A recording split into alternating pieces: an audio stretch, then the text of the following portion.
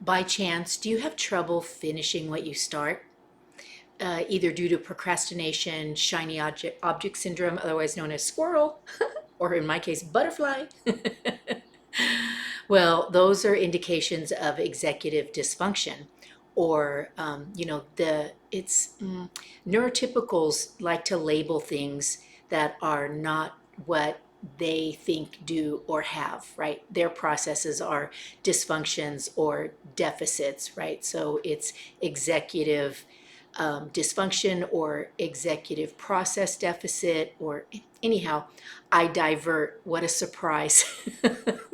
Getting back to the point is today we're going to talk about why people who suffer or are afflicted with, or in my case, who are challenged with executive function. It's a process.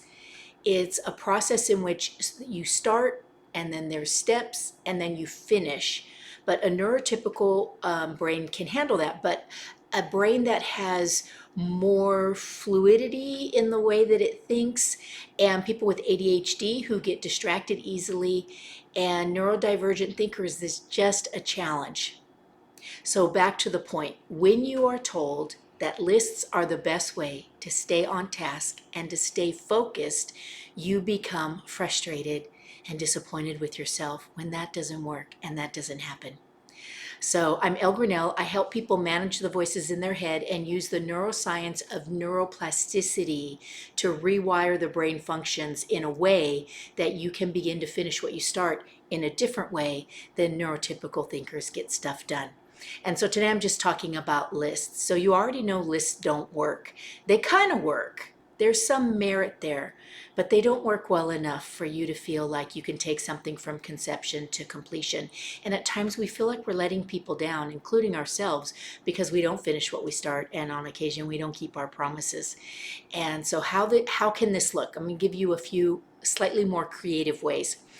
So number one is when you need to be doing something that is part of this list plan that the neuro people, the linear folks like, begin to doodle.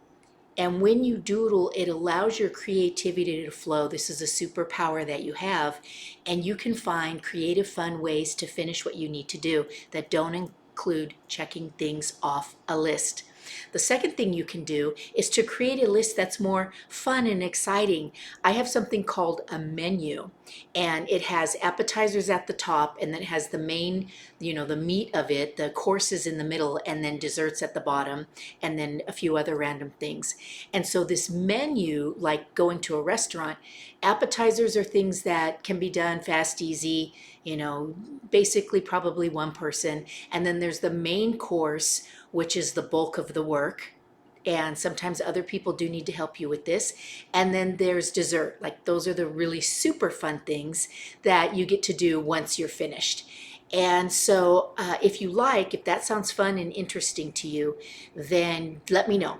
Okay, message me, or however you're watching this, say, yes, I'd like the menu, and I'll send you a photo of mine, and you can adapt it to your own. And then the third thing that can help you not have to be managed with lists is to just have different kinds of lists. I have things on Evernote. I have my menu. I have things that are handwritten in my daily calendar.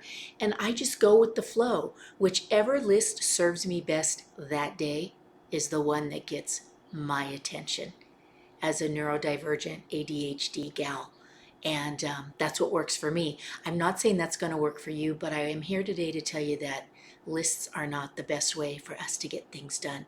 And I think you already know that. So if you'd like to spend more time with me, hop on my calendar. I'd love to chat. I'd love to be of service. It lights me up. And then also, follow, like, subscribe, share.